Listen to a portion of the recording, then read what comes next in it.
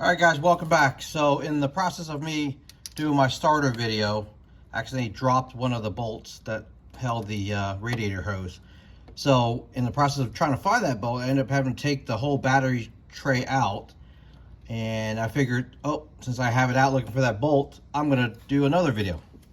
We're gonna do the transmission filter. Yes, Honda has a transmission filter, but they don't really say you need to change it. But if that's the case, why would they put a filter in? But anyway, so here's the part number for it. It is 25430 PLR003. Basically, it's just two hoses and the bracket that holds it. So just unclip the hoses on both ends, take the filter out of the bracket, reinsert it, and that is it. So let me get started. I'll be right back. All right, so to remove the battery tray, there are basically 3 bolts that you have to remove. 1, 2, 3. 1 goes to the air box. 2 are on the quarter panel side, and then there's 2 more on the frame or on the lower quarter panel as well. You technically probably don't have to remove it, but I ended up removing it just so it was easier. So there you go. You could put it back in place first and then slip the battery tray back on. Then it makes it easier to reinstall, and then reinstall the 2 bolts that go here, and then 1 more that goes here. So first thing we're going to do is just unclip the hose clamp from it. Simply just get a pair of pliers, clamp onto it. Okay, so once you move the clamp to hose the hose in place, simply we're going to use some hose pliers and pull it up. You might lose some fluid, so have a towel ready just in case. Shouldn't be that much fluid, so go ahead and tilt it up. Let's put it aside somewhere. There you go. There's a hole right here on the side of the firewall. I mean, not firewall, on the quarter panel. Now we're going to remove the clamp and then the lower hose underneath. So the bracket that holds the filter in place is going to be a 10mm bolt.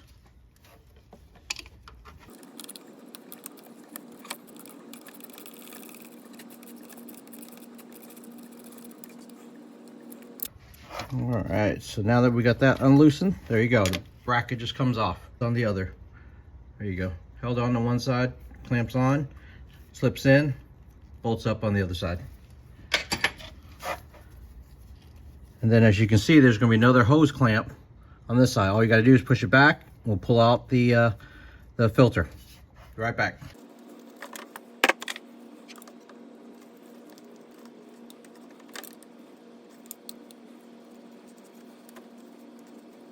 All right, so we now have it out. Be careful that, once again, like I said, you'll probably lose a little bit of fluid. Put a towel there to capture the fluid. Let me put this aside. I'll be right back. To install the new filter, the side with the edge is going to go towards the ground, and this side obviously will face up. Simply just reinsert the hose, and then the clamp goes on it next.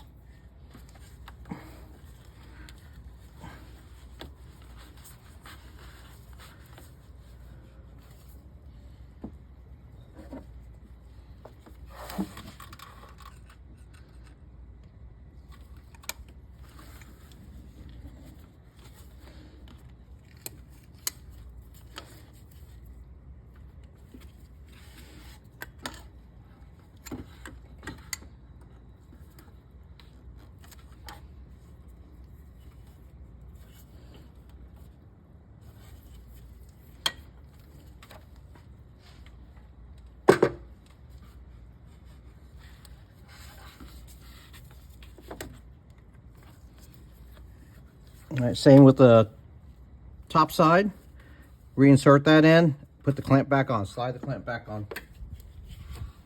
All right, now that we have the hose reattached and clamped back on, simply put it back on the bracket, and then we're gonna reattach the piece that holds the filter in place. So you just do is clip it back on. We'll just bolt it back in place.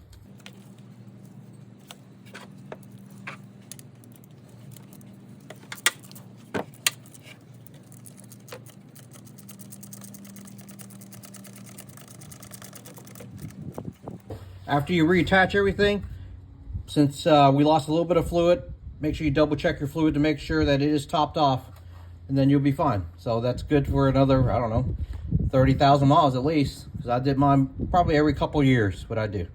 There you go. Hope you like it. Hope it helps. Thanks again for watching. Make sure you hit the like button and subscribe button.